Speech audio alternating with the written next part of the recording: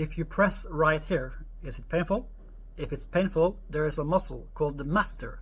This muscle is contracted and will pull on your jaw and block the drainage for your lymphatic system. So you need to drain this lymph node located right here and there, here where the lymph nodes are located, and we need to cross massage this muscle. So we go in one finger over the other like this, go in behind like that, and I pull quite hard in and I squeeze that masseter muscle.